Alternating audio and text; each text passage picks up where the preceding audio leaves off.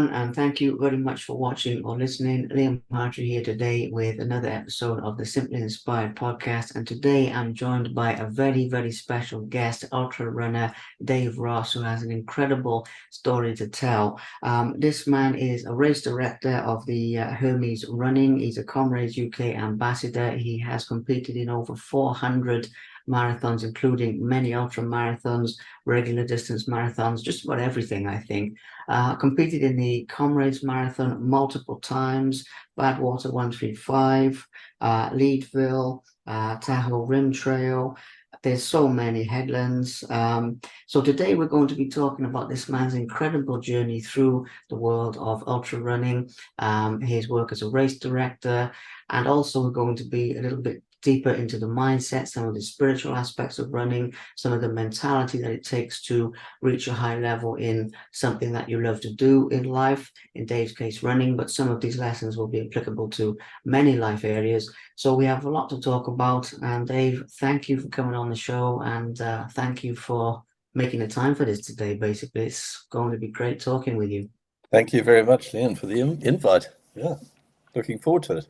Absolutely. So, we will start shortly with how you began running. But before we do, I think it's fascinating for our listeners. How many races have you run all in all? Because I've read it's over 100 um, ultras. I think many marathons as well. I've got some of this in the document you sent me. But can you share with our listeners how many races you've competed in, please, just to kick things off?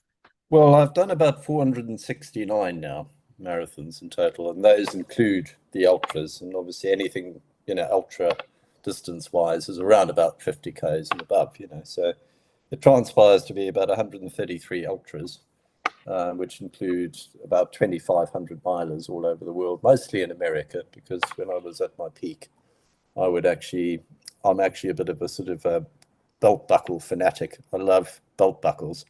And when you go and run a 100 miler in America, you get the most beautiful belt buckles. Western states is obviously the zenith of running.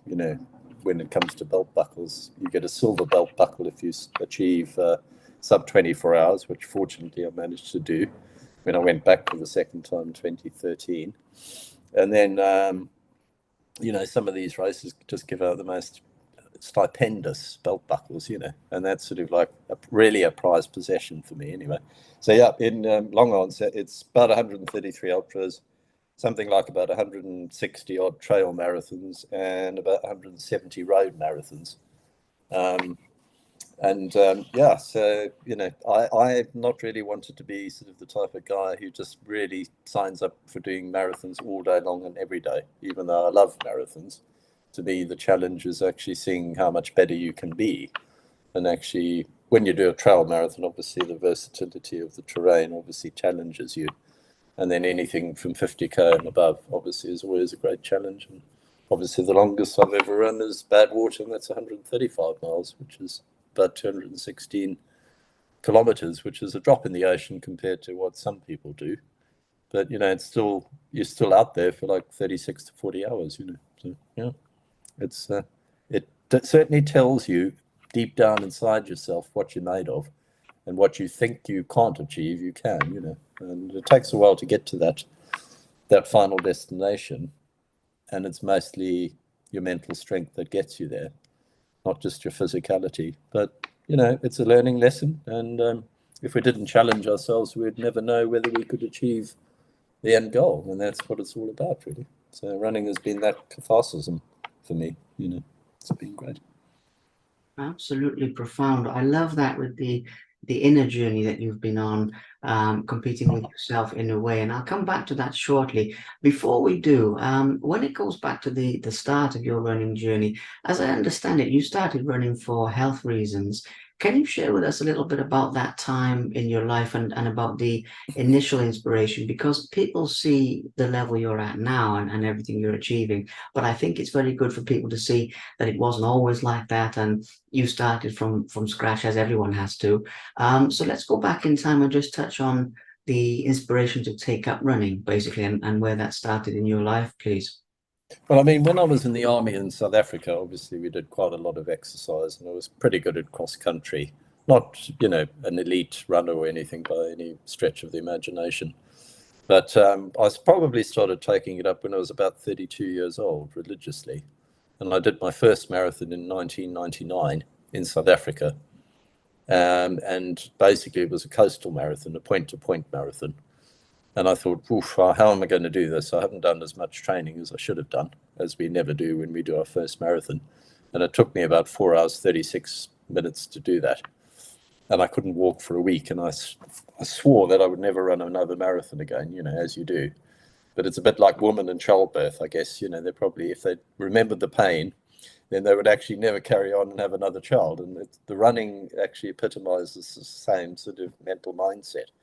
Because if you actually recalled what you were actually going through at the time, you probably would never step up to the plate again. And even if you get beaten up badly, which I was at that race, I thought, you know what, I can do better than that. And it took me some years to actually do my first sub-3 marathon, which is in Rotterdam. And I got just over 3 hours, but the net time is obviously your net chip time is what counts. And on that day, I can't remember what year it was. I think it was about 2008 or something. But it was 2:59:59, and I've never felt so much elation. I thought, my God, I would never have thought I was capable of that. After a few years earlier, just knocking out about 4.5 hour marathon, thinking this is the hardest thing I've ever done in your life. But obviously, you train your mind, you train your body, you actually get back on the horse when you just feel a bit down in the dumps that you haven't done as well as you could have done. And then you can start achieving that. And once you've broken the 3 hour mark, you go on to better things, And I mean, then breaking 3 hours wasn't as difficult as I thought it would be, So yeah, it was pretty cool. But the elation is always something that lives with you, isn't it? It's like pain is temporary, but pride lasts forever, really. And I know it's just a personal quest, and everyone's got their personal quest in life to achieve. If you want to do a sub-5 marathon, and that's your end goal, and you do 4:59:59, then you've achieved that, And to everyone, it's a personal quest, really. But if you don't have that goal at the end of it, how are you ever going to achieve that? So, when you do, it's just the best thing you could ever do, and that's what running, to me, epitomizes. It's not like going into work every day and saying, okay, well, at the end of the year, I'm going to earn another 10 grand. Well, maybe if that's your only goal, then that's what you want to do. But this is much more than that. It's sort of, the spiritual, the mental, the physical, all have to be in tandem, So, Absolutely. but self-belief, if you don't have self-belief in anything you do, how are you going to ever cross that line in the time you want to achieve, It's like heavyweight boxers go out there, they know they've got to last 10 rounds, and they've actually got to be physically fit enough to be able to go the distance. They might get floored in the first round, but you've got to know that you can potentially fight that adversary for the next 11 rounds. So it's like that with the run. So the longer you get, the more mentally attuned you've got to be. So yeah. Absolutely.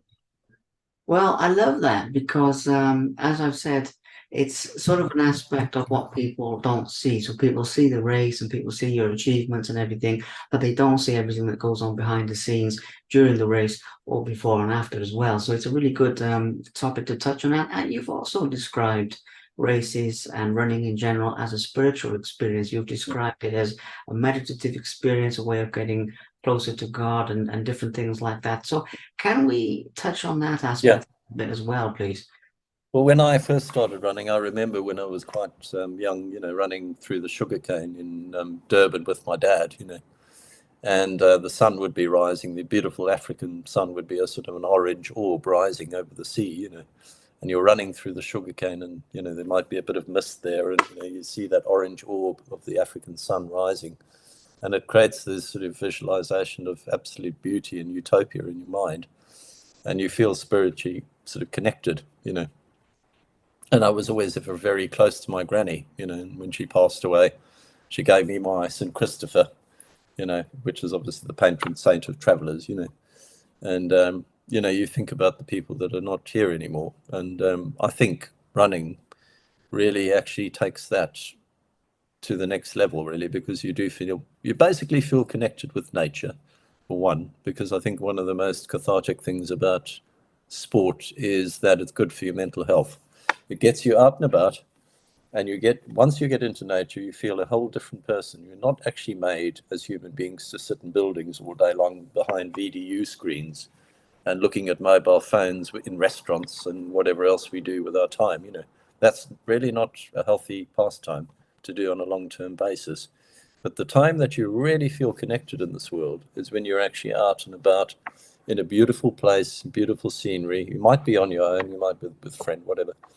But at the end of the day, it's that karmic release of being out in nature. And I think that's what trail running per se does, which is probably why I've been a bit more spiritually connected when I've actually been on trail races and 100-mile races in America, whatever, running along a pristine trail on a ridge line in a mountain, like, Wasatch 100, which is in the Wasatch Mountains just outside Utah.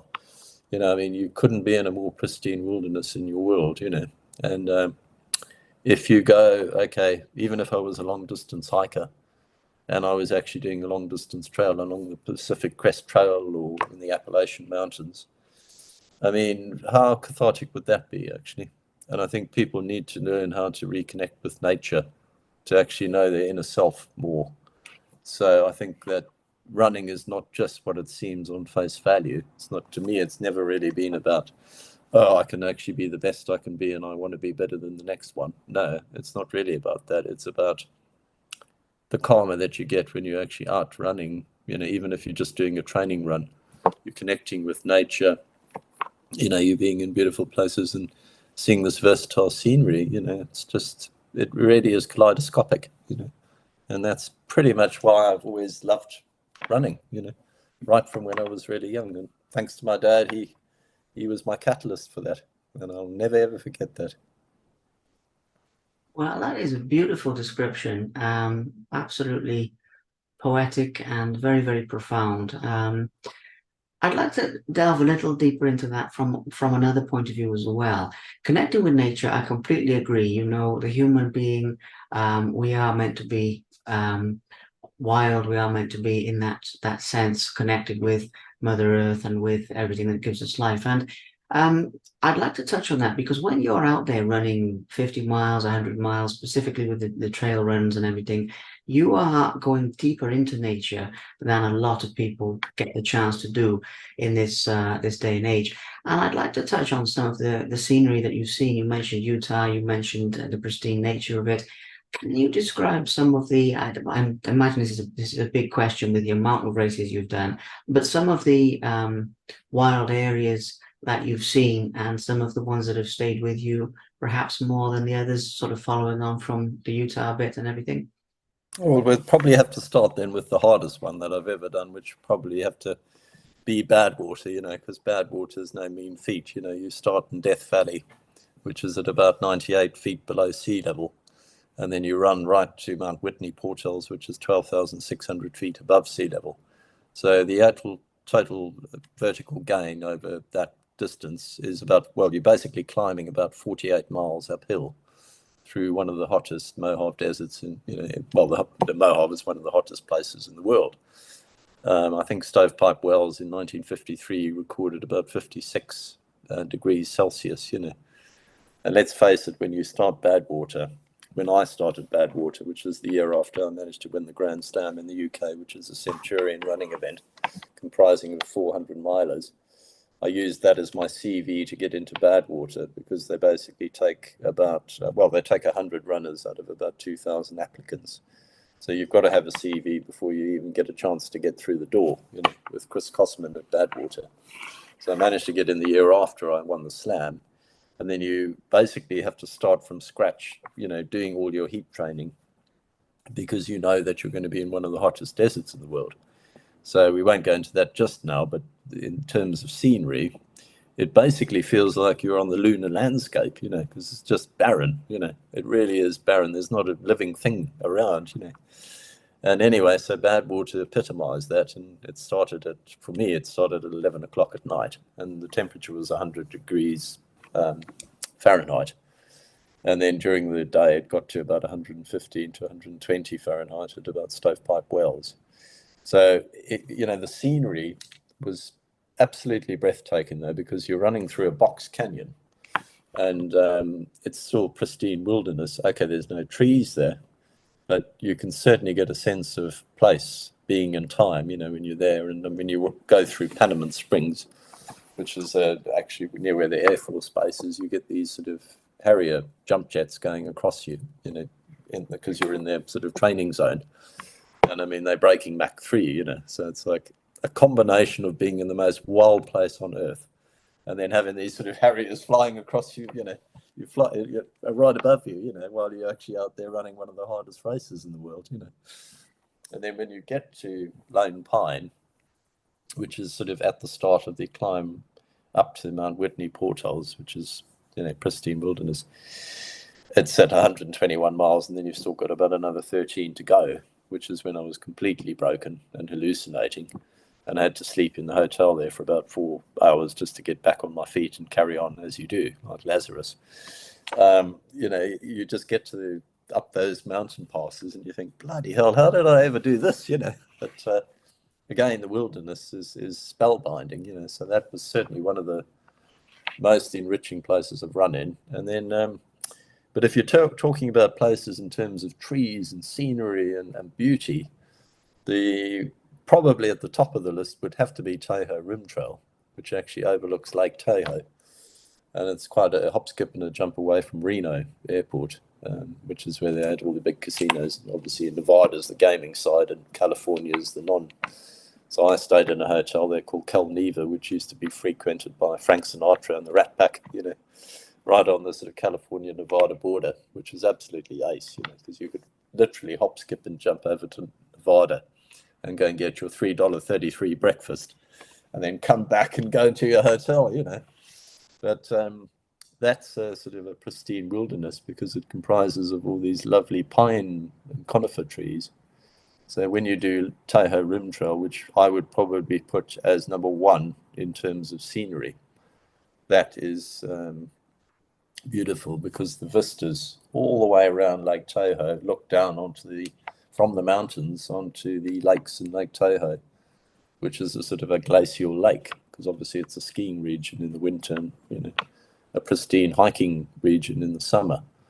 So that was probably, I would say, if I had to sort of say to anyone out there, what 100-miler would you ever recommend to go and do if you really wanted scenery, it would be the Tahoe Rim Trail, followed by Western States, which is obviously run down an old Mexican on a gold mining trail, and from Squaw Valley, which was basically the home of the 1960 Winter Olympics. And then you run point to point from Squaw Valley all the way down to Auburn, and you run around a 400-meter track, when you finish the race, and it goes down the old gold mining trail. And some of those places in the world have probably epitomize, diverse scenery. And America's got some beautiful places in the world, So those were probably the best places I've run. Yeah. Wow. Absolutely exceptional. I mean, I really wanted to ask you about that because, as I say, you're out there in a very privileged position to be able to go that far and see this. And for people watching this or listening to this, even if they're not at that level of running 100 miles or whatever, I hope that it encourages people to get outside, even in their local area, because there's so much beauty that I think passes people by, and we don't always appreciate the incredible planet that we live on. So, and I'm quite an environmental person as well, and I into all that stuff. So I really hope that that inspires people to get out and about. Now, on that note, or not so much on that note, but following on from that, as soon as we've mentioned Badwater and as soon as that's come up, your toughest races was something that I was looking forward to talking with you about because given how much you've done, I think the only way we're going to condense this down is to talk about the standouts, the toughest ones, most technical ones, your favorites, etc. And I was going to bring this up later, but we'll talk about it now. Yeah, Badwater. In terms of the race itself, in terms of the toughness and the heat and everything like that, can you share with us a little bit about the mental side of getting through that race? Because I think that you've been in a lot of testing races, I'd imagine, with what you've achieved, but that one has the renown and the recognition for being so extremely tough. How did you mentally push through when things were getting very rough and perhaps not going to plan at times, as you mentioned? Well, I'll probably have to start, sort of backtrack slightly just to sort of say, well, okay, if you don't sharpen your pencil to get to the point when you actually are heat acclimatized, then you probably aren't going to be successful in completing Badwater. And that's pretty much like, if you don't do your homework, you aren't passing the exam. And I mean, Badwater is, really going to test you. So reeling it back a bit, what I would actually do is I was actually turned into the village idiot, really. So I would actually go, wait for it. I would dress up in my wetsuit in the morning, and I would actually run to the gym, and I would just actually watch as sort of motorists were driving along the road, nearly driving into lampposts, because obviously don't see many people running along the road in a full wetsuit. And then go and have a complete sweat session in the gym, like half an hour in the sauna steam room, not with a wetsuit, thank goodness. And then put the wetsuit back on when you're finished and run home, So things like that. And then I remember doing London Marathon, I think it was the year before. And I thought to myself, well, if I can run a marathon in a wetsuit, then maybe I can finish Badwater. So I thought, well, it will certainly save on the washing because I don't have to keep changing my clothes all the time. All I need to do is put my undies on and then put the wetsuit on and then go and run a marathon, and every day just hang it up. It'll be as smelly as ever, but who cares? So I thought, okay, I was out one day sort of running and I thought, you know what, let's see if Guinness World Records actually accepts me doing London Marathon in a wetsuit. And anyway, they turned me down. So I contested their decision. And I said to them, why not? They've got people, running around in 1930s diving kit and, people from the, Marines with a Bergen on their back, and all sorts of things. No, they will be a bit too dangerous. Well, yeah, I'm an experienced runner. I've done 300 marathons, whatever at the time. Well, I think I can do that. So they sent me a benchmark of 4.5 hours and I managed to do it in 3:25 in the wetsuit. So that was sort of became the catalyst then for doing Badwater. But of course the training is really pretty much what it takes to do one of the hardest ultra races in the world. So going on from there, I ended up going to Marrakesh because one of my best friends, Rashid, who's sort of organizes these trips in the Atlas Mountains, blah blah. He's goes out there regularly. And obviously doing the Marrakesh Marathon and running in hot, sunny places gets you ready and acclimatizes you for doing races where you're going to get beaten up, So Marrakesh in January is absolutely fundamental. So I've done that a few times. And you run through all these oases and, camels on the route and so on and so forth. And I met a guide there just a few years before, from Zimbabwe, and he said he was talking to me and he found out that I'd done a few 100-milers, and he said, have you ever considered doing Badwater? I said, no, that's absolutely crazy. Why would I ever want to do that? It's in the hottest place in the world. And he said, because you're Zimbabwean, he said, and you live in a hot place. You have lived in a hot place. And I said, yeah, I know. So, but anyway, it got you thinking. And then the old seed is sown in your head and you say, okay, well, maybe it's actually doable, so maybe I can do this. And then, of course, you start lacing up your running shoes and, donning your wetsuit. So I did a lot of training, heat training and, in saunas and so on and so forth. And then when you get to a place like Death Valley, you've never been in such a hot place in the world. Really, all the hotels there have got huge, fridges full of ice and everything and it's all got air conditioning in. But if you have the air conditioning on full blast and you go straight out of your hotel, you feel like you've been hit by a heat wave, So when I went out there, I just thought, okay, we'd turn off the blooming air conditioning, because you're never going to acclimatize, are you? If you're going in a nice, icy, cold hotel and then suddenly you're out in the middle of a desert and being bombarded by 100 degrees worth of heat. So I arrived in Las Vegas. I missed my flight actually to Las Vegas because I was doing another heat session, and I ran back from the sauna that day. And then I had some money to bank, from a race that I'd organised that week, and got a bit too blasé.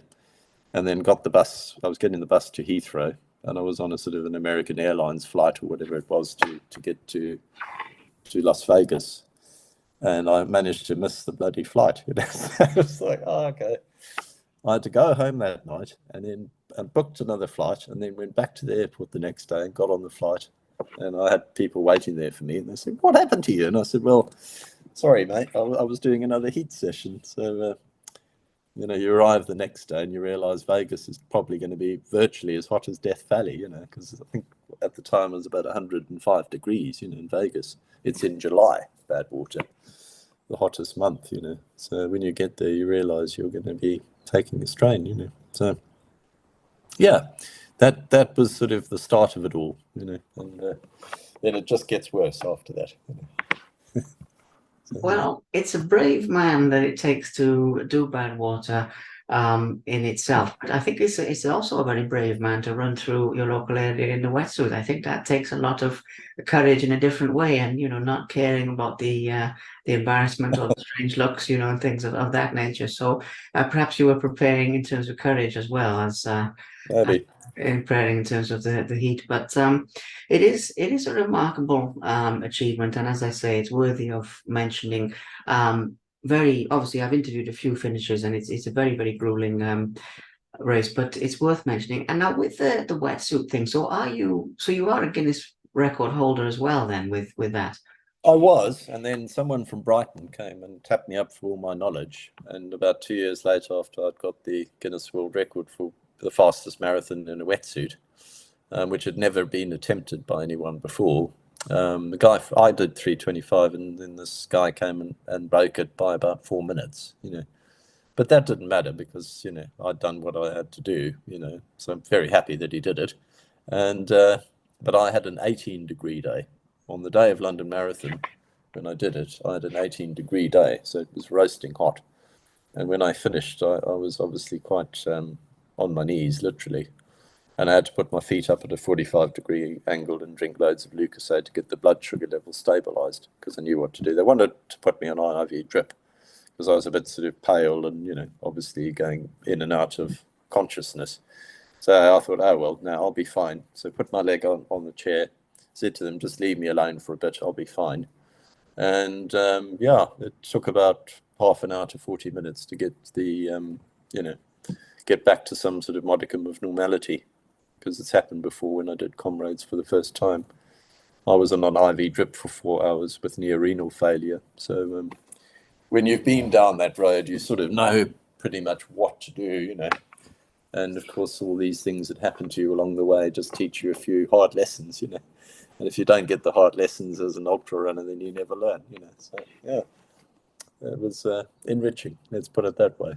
But I wouldn't want to do it again. So I'll add that adage.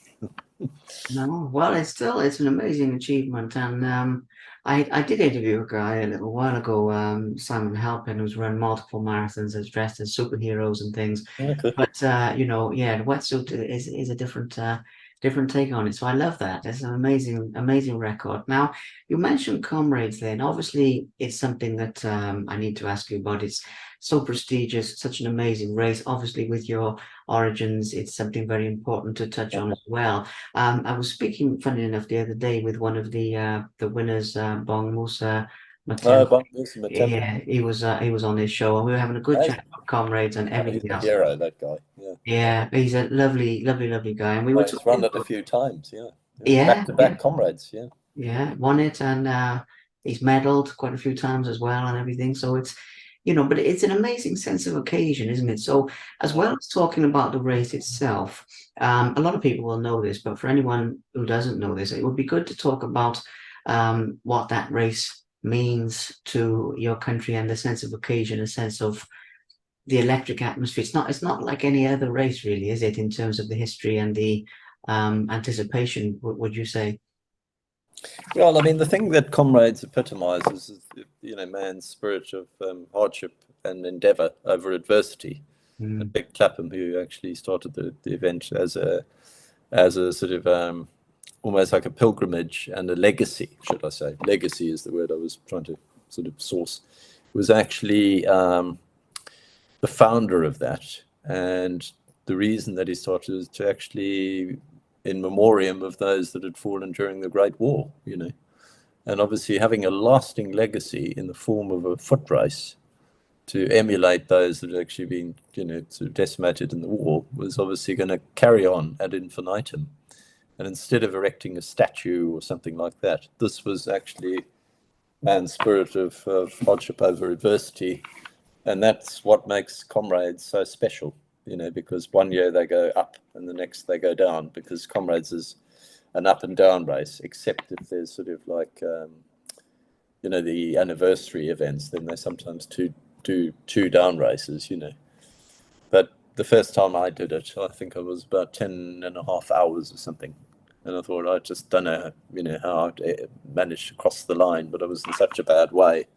I hadn't peed all day long. And then when I actually did cross the line, I just passed out and I found myself on a stretcher, taken off to the medical tent and on an IV drip.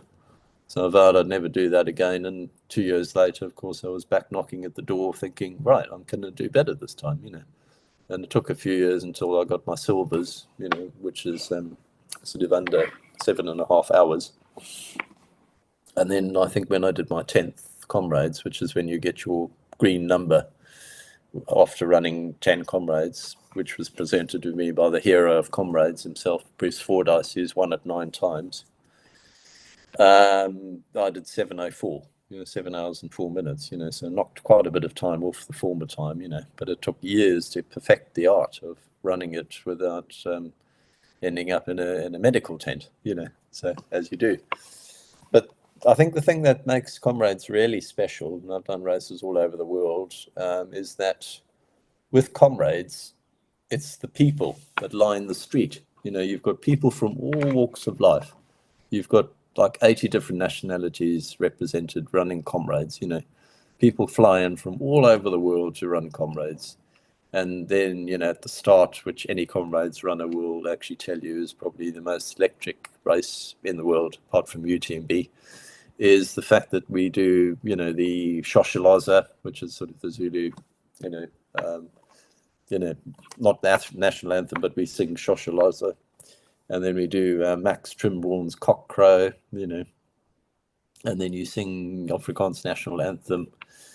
And, you're basically raising hackles on your back, just doing that. And you're chanting it in unison with people from all over the world, in your different starting pens, A to H, basically.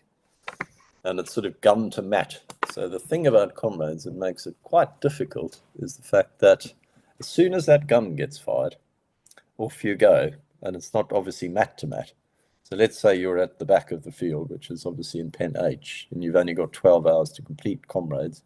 If it takes you 15 minutes to cross the mat, then you've only obviously got 11 hours, 45 minutes. So the difficulty is that I feel a little bit sad for the people that are at the back of the pack, because they've obviously got to struggle even more. They've got to be out there for longer to actually cross the line. But the guys in the pen A, B, and C, which are right at the coalface, go sprinting off, and you don't see them again. But then they fire a gun. They turn the back at the finish to fire a gun. And if you don't make Comrades within 12 hours, then you basically don't get a medal. And that in itself is quite special. Obviously quite sad for the people who don't make it, but yeah, it's got huge spirit, all the way around. The crowds are electric. The actual support from the Comrades Marathon Association is amazing. Loads of checkpoints, and the scenery is obviously always breathtaking, especially the Valley of the Thousand Hills, which is, as you near Maritzburg, Pietermaritzburg. It's probably the best part of the course that I like the most. And having done it 15 times, if I could actually get my knees replaced again, which I'm probably going to need to do to get double knee surgery, I would definitely go back there, and see if I can do my 20th, comrades. I've only got 5 to go after all. So, yeah. Wow, that is exceptional. I mean, it's so deserving of a mention. As you say, due to the legacy, the history, that's what I was getting at. The meaning behind it is so profound. But getting your reflections on that as well, absolutely amazing. Now, something you mentioned there, I know with this we're moving around time a little bit, but I thought, well, we're going to have to with how much you achieved. But you said knee surgery again. So have you had that before now? If you don't mind me asking, because this is something that's not really very glamorous about running, but it's bound to happen given you've been running more than 20 years, so it's Mm. bound to catch up a little bit. Mm. Well, I had an arthroscopy in South Africa, so some years ago, which has left my right leg actually it's about 70 degrees, so I can't flex it right to 90 degrees. But having consulted with some of the best surgeons right throughout the world, basically been told that I do need double knee replacements, and I've tried every sort of remedial therapy that's non-surgical under the sun, including ozone therapy, where they inject you with medical grade ozone, PRP, which is platelet-rich plasma therapy, where they take the blood out of your arm, spin it in a centrifuge, and you're left with your red blood corpuscles, and then they inject that into the damaged area of your knee. So I've tried that. That's without success. Then various visco, injections, steroid-based injections, and then more recently I had an Arrhythmo Summit set of injections, which sort of set me back quite a few thousand. Won't go into detail about that, but yeah, it was quite an expensive procedure. Unfortunately, that hasn't really worked out. They do about 6 injections into each knee. It's basically a polymer-based solution. And it was rolled out on racehorses that were actually a bit knackered after years of racing. So it works for racehorses in a sense, but I mean, obviously they're not going to be racing at their former glory with knackered knees, And I thought, well, there's an outside chance of actually that ameliorating the situation for at least another year to 2 years, which is all it does. But to be honest, it hasn't really helped a lot, so I'm still in a lot of pain when I run these days. So I've consulted various surgeons, and then the next best thing is to possibly go and see about getting it done. And even though the surgeons tell you, hey, well, you can't run anymore after that, I know a lot of people out there would beg to differ on that. So yeah, I'm quite adamant that if I can walk without pain in due course, then there's no way that running's going to hold me back, So, I mean, maybe not running long distances, but certainly knocking out a few marathons would be more than a major goal, So, yeah, that's probably the next step eventually. Well, it's good to hear that you're working on coming back to the sport you love and everything. It's that I think bears mentioning as well because it's still an aspect of the mental toughness. As you bear with me 1 second, I want to turn my other light on because it's getting a little bit shadowy in here. This is slightly different setup because I'm moving. Sorry about that.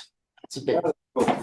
I felt like I was disappearing into a shadowy background and everything. So back with you. But yes, the knee side of things, it does feed into the mental toughness. And Yeah. something else I'd like to touch on because I'm curious with this in terms of getting into deeper aspects of your drive, not just to run, because at the beginning we touched on the spiritual aspect, we touched on the depth of meaning, but with this, I'd like to focus on the mental aspect of how you keep going. What I mean by that, first of all, keeping going the amount of years that you have at such a high level, but also what you said, for example, what you said about comrades there collapsing after the finish line and then saying, right, I'm going to go back and do better.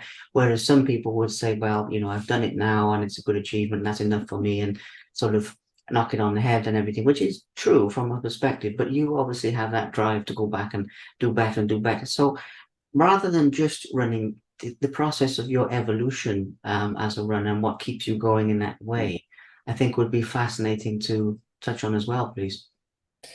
Well, I mean, what I've had to do more recently is knowing that I can't really run the distance. I've still been knocking out a few marathons. I did Liechtenstein a few months ago with a good mate of mine called Rob Carr and his mate Simon. So we all three of us, the three amigos, went out to do Liechtenstein, which is obviously nestling between Austria and Germany. Absolutely beautiful country, and it was the hardest trail race I've ever done in my career. That's how hard it was. A 6,500 feet worth of vertical climb. But obviously I was on hiding to nothing from the get-go and didn't actually think I'd manage to finish it within the due time, which was 7 hours. But I managed to do 6 hours 41 minutes, and that was the last EEA country that I had to do to complete the entire set. They haven't all been capital cities. They've obviously been ones that I've done right throughout the European Economic Area. But it was always just a personal quest to go and do that. And then subsequently, sort of do a few other low-key races and stuff like that. But now that I know it's not really that easy to run races without limping for days on end after the event, I've more recently joined sort of a gym. So I go to, the gym up the road, Nuffield Health, and go and have heavy weight session workouts. So I'll probably be the next Arnie, before long, but we'll see. I might give Mike Tyson a run for his money, but we'll see. But no, jokes aside, you sort of, I think the problem is that people get very despondent and they go, well, there's nothing else I can do. Yes, there are other things you can do. Like I played golf to quite a high standard when I was living in South Africa, so I've also gone and bought myself a set of golf clubs. So I had a game with a friend the other day, and really enjoyed it, even though I didn't play too well, because I used to play off about the 12 handicap, and I love golf because it gets you out into the fresh air and the nice, beautiful scenery. So I think there is life after running, but it does take a lot of mental strength to actually recreate yourself and get back on the horse. You might not be able to be in a position, to do what you did formerly, and I'm definitely not in that position. But I'm positive and upbeat, and I think if I do go for the surgery, which I'm eminently probably going to do, there might be a chance of being able to run again. I'll have to wait and see about that. But if that's not the case, then going to the gym, going and playing a bit of golf, going on some long distance hikes is also really rewarding. I did a hike the other day from Seaford in the East Sussex coast to Eastbourne, and then just booked a hotel there and stayed overnight, and then walked back the next day. So I did about like 3 to 4 hour hikes every day. And of course, you're sort of recreating yourself because you're not doing what you're obviously made to do, born to run. But, at the end of the day, you've got to be quite versatile. And if you put all your eggs in one basket sometime, which unfortunately some people do, and you can't do it anymore, then, it's only you that comes unstuck, and I've had to deal with that. But when I first learned that I couldn't run anymore, ideally shouldn't be running, obviously by surgeons who say you can't run, then you just fall apart. You do really, it does give you a mental wake-up call, and you do start feeling quite despondent. But to turn that negative energy into a positive one, you really have to reinvent yourself. And I guess there will be a lot of athletes in various walks of life and various athletic sort of pursuits that actually have to find other outlets to keep going and keep themselves happy and keep active. And I love the gym now because I meet all these boxers there and all sorts of interesting people, tradesmen, and I go and sit in the sauna and the steam room and go and do my weight sessions and do some lengths in the pool. And I think the thing that you also miss about running is the fact that you're actually socially engaging with people, and obviously running does that for you.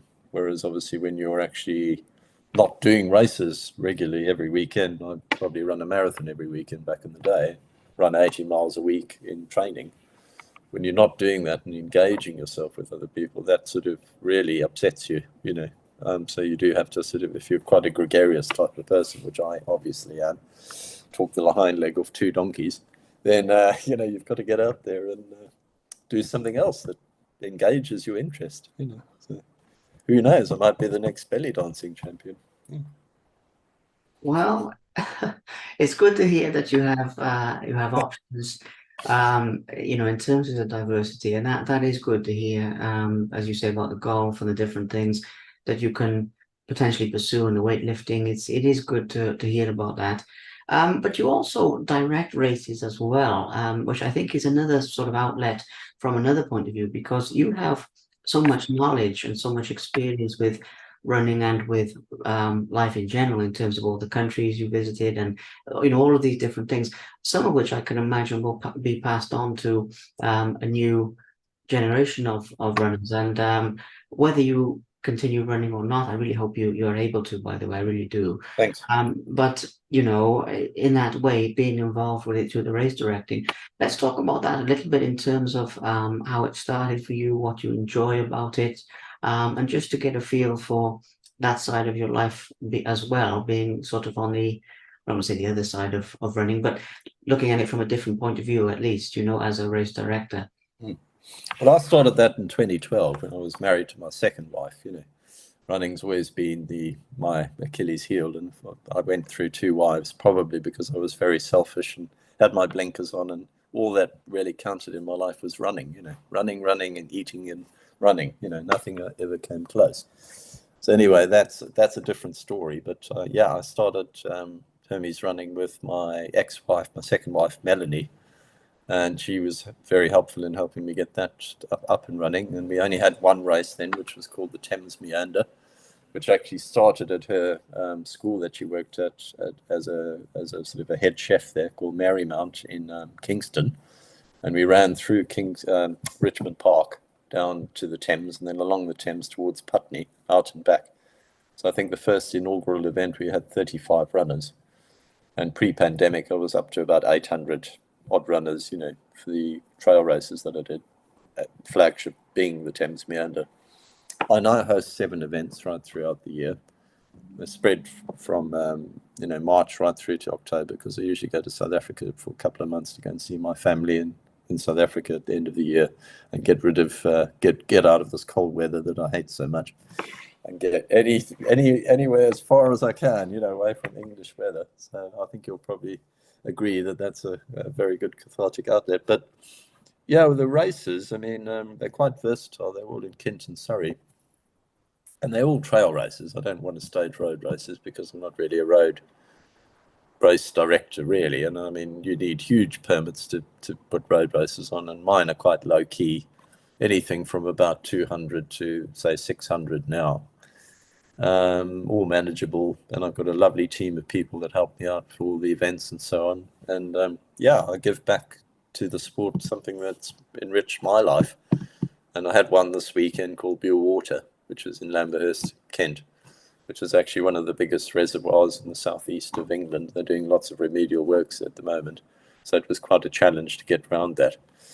But we had a lot of people running it. We had about 400 odd runners, about 290 net finishers. But the heat really showed them, what they were made of. And we had several people that needed medical attention because they weren't obviously heat acclimatized, and the temperatures got to about 36 degrees. So the lion's share of them actually did pretty well. And it was quite an enriching day. But I think the best thing about it is that they sort of go away with a spring in their step, and they realize, they might actually take up the sport. We had several people that were virgin runners, and lots of people from different countries abroad, because I advertise on about 83 different websites all over the world, to get the actual trawl the net in, so to speak, to get the runners. And we had quite a few foreign participants, which is always enriching, and lots of virgin runners doing the first half marathon, 10K, ultra marathon, and they finish and they're just so enamored with the pleasure of completing the race, And even if they don't ever do one of my races again, I don't mind, as long as they actually go, you know what, I've enjoyed it so much that I'm going to take this up as a sport now.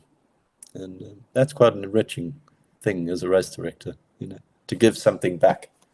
And eventually I want to coach people as well, because I think I've got quite a lot of knowledge, and even though I don't have coaching qualifications at the moment, I think I could really help people, and I've got a lot of passion for the sport, and I think that's pretty much the best CV you've got, to be a good coach, So that's something that's next on the agenda. I'll let the cat out of the bag on that one. Well, I'm glad to hear it because, as I said earlier on, passing on your knowledge, passing on your wisdom, is such a valuable thing, isn't it? I mean, you have an absolute sort of gold mine of wisdom inside your head and in your heart as well, from the experiences you've had and the things you've learned. And as I said at the beginning, some of these things are applicable to life in general, as well as running. So I really think that guiding people along a good path is wonderful. With the race directing, giving people that opportunity is a wonderful thing. But with the sort of one-on-one coaching or however you're going to do it, it's a really powerful position in a good way to give back. So that is wonderful, wonderful, wonderful news. And I really wanted to give a mention to that because with the race directing as well, people don't realize how much work goes in behind the scenes, do they? I mean, I know there's so much in terms of the, Oh what no. you said there, the marketing and setting everything up, and there's so many different aspects that I really wanted to give that a mention for you for the future as well. So coaching, race directing, you're also an ambassador, UK ambassador for Comrades as I well. was, yeah, I was. I Oh, did you it for were. 5 years. I did it for Yeah. 5 years for Comrades, and then basically because I couldn't run anymore, I handed over the reins to my colleague John Seddon, who's from Scotland. So he's the current UK race director. But yeah, I did it for 5 years and absolutely loved it. And Comrades is always a race that I would, extol the virtues of to anyone of doing it. In fact, I often talk about it at the events I do, that if anyone wants any advice about Comrades, then they can come to me and I'll happily talk them into doing it, if they really want to actually see what they're made of. Yeah. Absolutely, yeah. Well, I'd also like to come to this point to get a few pieces of advice from you for runners who are maybe starting out at the early stages. I suppose it can be for anyone who wants to learn, really, but especially for those people who are looking at wanting to achieve their dreams in that way. Now, with this, you don't want to give too much away because people need to coach with you, remember, and they need to pay I'm you. happy to give anything away, I tell you. But I do it for love anyway. So yeah. absolutely, I know you do. As I've said before, your passion is so tangible. I really do feel that, and the world needs more of that, really. But yes, if there are any runners listening to this at any level who want to improve, I know everyone's a little different and everything, but to get a handful of tips from you, even if these are people who may never meet you, I mean, I hope they do. I hope they have that I hope so too. pleasure because you're such fun to talk with and everything. But so I hope they do. But in case they don't, it can still filter down in this Yeah. digital format. So what would be a few things you'd like to say to runners out there, basically? Anyone actually trying to get into the running scene, basically. Yeah, Not okay. Well, first of all, I think that unfortunately, what people do too much of is road running. And I think that if they got into a bit more trail running, because obviously the surface is less resilient, on a trail than it is on the road, you've basically got more protection, on running. Let's take Kenyans and Ethiopians, for example. We're talking about the most elite human beings on the planet. Now, someone like Kipchoge can run a sub 2 hour marathon. Do they train on tarmac? No. They train in training camps and they train twice a day and they all do dirt road running, So why is it that we, in living in sort of modern cities, all go and do road running all the time? So I think people are making quite a big mistake, from my opinion. I mean, maybe some people actually disagree with that. That's fine. That's their subjective approach. That's fine. No worries. But at the end of the day, if I had to coach someone, the first thing I would do is say, right, we need to get you some decent running shoes. I like Hoka's. They're very good, and they've got a returns policy. So if you buy Hoka shoes from the Hoka website, you can send them back within 30 days, and they'll give you a full refund, even if you've trashed them. That's how good they are. So Clifton Lions are probably my go-to shoe, and the Bondies are obviously the Rolls Royce of the Hoka range. And New Balance is very, very good. The Fuel Cell New Balance is a really great shoe. So, of course, if I had to sort of, let's say we say 5 things that I would actually say before we even get on to a running circuit. Definitely have to start thinking about training on nice trails in your local area. And I'm sure people have got sort of great trails in their local area. And definitely incorporating park runs for the fartlek, the speed work. Because, I mean, those park runs are free and they're great training. That's only 3 miles, isn't it? But it does sharpen your pencil. And then making sure that you've got the right footwear obviously is paramount, because you're not going to be running around. Personally, I don't believe in running in Vibrams and barefoot running. That's something I wouldn't go for personally. I know some people obviously do, and that's good because they might have been conditioned. They might be 50 kilograms, and the average person doesn't weigh 50 kilograms. They're not like Ethiopians. We don't have the same bone set. We're more dense. We probably weigh 70 to 80 kilograms, and that amount of shock that's going through your knee joints and your bones is probably not going to be great in just a complete sandal. And that's my stance on that. I've never really run in those and never will do after all the races I've done. And then diet, of course. There's no point in trying to actually take up a sport if you eat 10 cheeseburgers every day. It's like going to the gym. But if you want to strip down your weight, you've got to actually put good fuel into your body, don't you? So I could go and teach someone to be the best runner under the sun, but what do the guys that actually achieve the top times do? Well, the Ethiopians eat that tej, don't they? And they eat lots of vegetables, meat probably 2 or 3 times a week. They're omnivorous, of course. They're not complete vegetarians. Nothing against vegetarianism, and lots of good mates who are vegan vegetarian. That's what you want to do. Go for it. Scott Jurek, one of the biggest ultra runners of all time, is complete vegan, raw vegan. Nothing gets cooked, not leaching out any minerals from the food. And then, of course, getting good sleep. Well, how many people get a good night's sleep? Everyone's got stress in this world. They probably do too much drinking alcohol, and they've got other things that they do that take up all their time. They might have children at home that they've got to look after. But if you don't get a good night's sleep, you're not going to perform well. And you probably need to get your mind into a calmic state to be able to allow yourself that sleep that rebuilds all the damage that you've done. Because you're breaking down mitochondria, obviously, like you would if you're a bodybuilder. When you start ramping up the training, those mitochondria in your body are breaking down quite a lot. And you have to rebuild that like you would if you were actually turning into a sort of healthy bodybuilder. And that does take its toll. So you do need recovery. And then you obviously need to drink a lot of water to flush your system out. Not tap water, but proper distilled water, because we don't know what's in this tap water these days. It's probably full of rubbish, and I don't drink tap water personally. I get bottled water. But, obviously getting proper water and eating the right food is obviously going to be of paramount importance, And then, of course, you have to be headstrong. I mean, obviously, mindset is most important to being a good runner. It depends what you want to achieve. Let's say you want to achieve a sub-3 marathon. Well, then I reckon you need to be doing at least 60 to 70 miles a week. And you need to be doing a lot of fartlek work, some hill reps, sort of track work, etc. If you're just a sort of an average club runner and you just want to get round and you just want to actually finish a marathon, I think you can get round with about 30 to 40 miles a week, a long slow training run once a week, some speed sessions, but not at VO2 max or anything like that, because you don't need to do that to actually finish in 5 hours.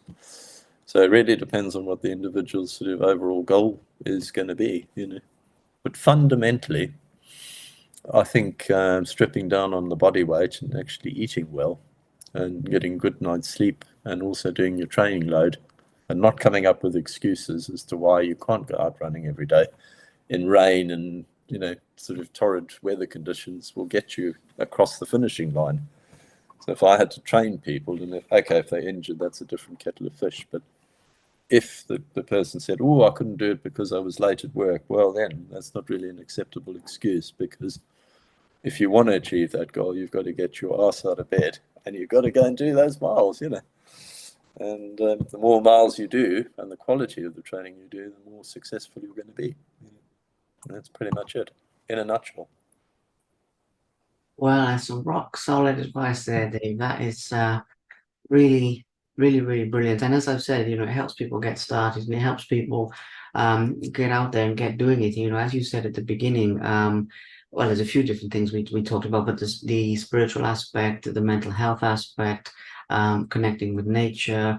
There's so many different things, and you start noticing effects in so many, well, personally, for example, when I go out running, you notice when I started, I remember noticing differences in every life area, positive differences, literally everything else. And it really is amazing. So I hope that your knowledge and wisdom there encourages people to get out there. Broadening that a little bit more, we'll wrap this up shortly, for people's attention spans, but broadening that a little bit more. You've said about learning about yourself, or people learning about themselves through running and through the endurance and seeing what they're made of. Now, that is, as I said at the beginning, applicable to any sort of goal that people are going after. So if we move away from running and we look at life itself, what would be one or two things that you would say to people to sort of strengthen themselves, condition themselves, bring some of the best out in themselves? That's not running specific, if you get where I'm going with this one, because I think that some of the things you've learned and some of the techniques you use, especially mentally, could be applied to, say, business, education, some other type of thing, if that makes sense, That's a very easy question there, because the easy answer to that is actually take on a lot of motivational material. Like, for example, more recently I was watching a film. It was called, the initial one was Free Solo, because a great friend of mine who's actually out there running the Appalachian Trail, trying to break the FKT at the moment, Christian Morgan, have to give him a great glowing praise there. He's running about 50 to 60 miles a day, and he's on day 41, and he's on target to break the southbound record, so set by Carl Meltzer. Anyway, so I would say that, like, running, going and looking at these motivational films like Free Solo about the Aran climbing El Capitan, without ropes and everything, it's one of the most motivational films I've ever seen. And then subsequently another film came out called The Alpinist, about Jean-Marc Leclerc, who actually was Free Solo sort of ice climber. And for anyone who hasn't watched those two films, even if they're not into high altitude mountain climbing, I would highly suggest going and watching it.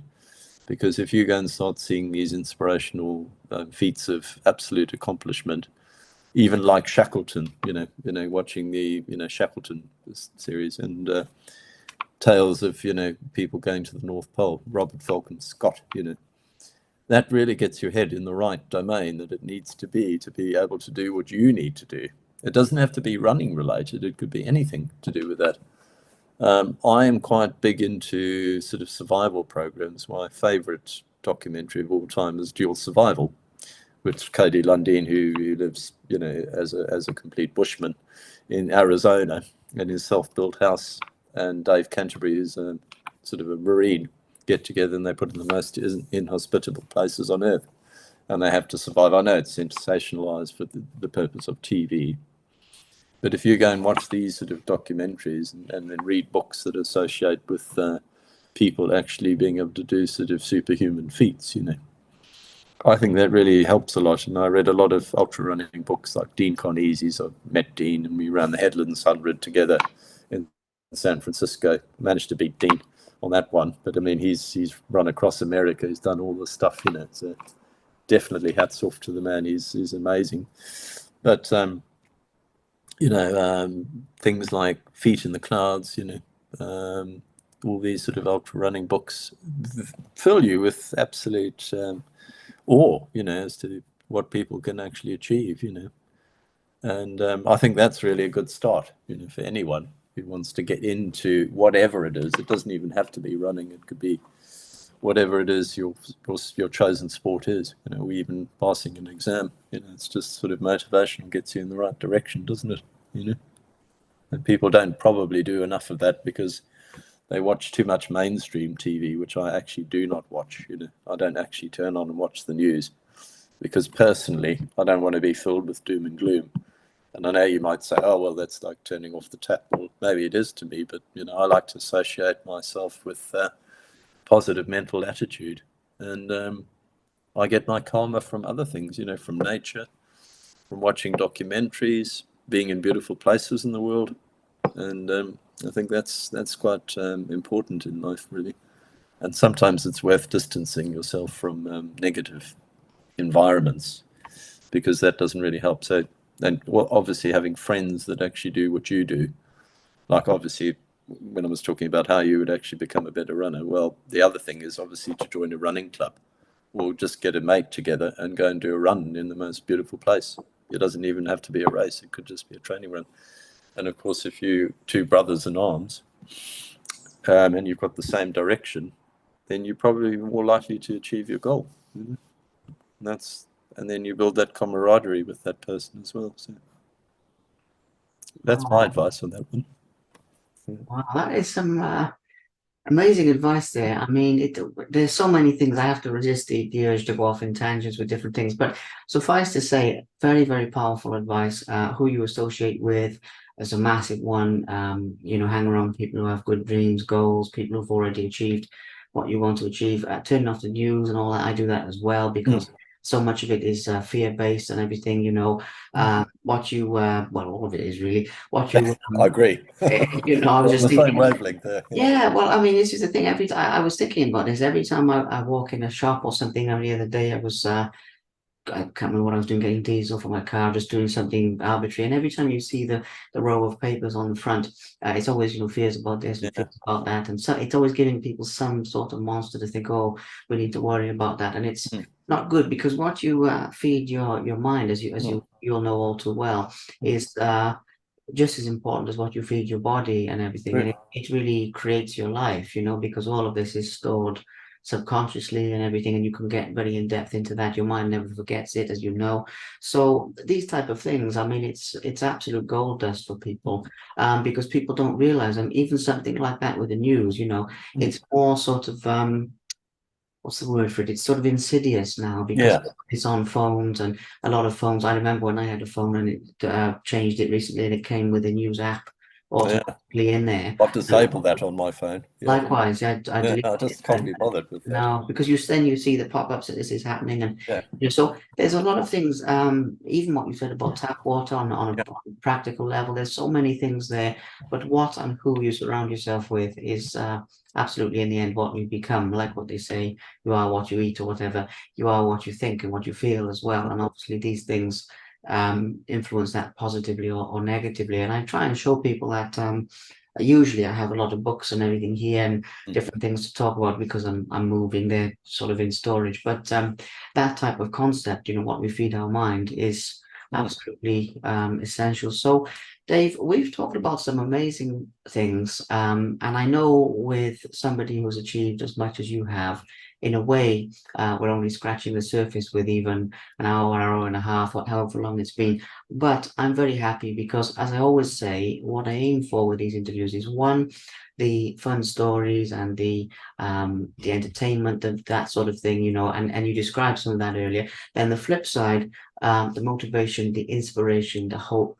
Everything from not giving up to what you eat to who you choose as friends, all of these things that you shared, the spiritual stuff, I'm with you on that 100%. It's all absolute gold dust to people. And I always say, if even a handful of people are inspired or motivated by this, then we've done our work. And I believe it would be more than that. But, even if it was just a handful, we would have done our work. I'd be very happy with that, Liam. Yeah. Likewise. So absolutely, that wavelength. Yeah, so really it's, just, I guess the last thing for me to do is just a big thank you to you, really. Well, thank you very much for inviting me. I really appreciate it. I really wish you well with.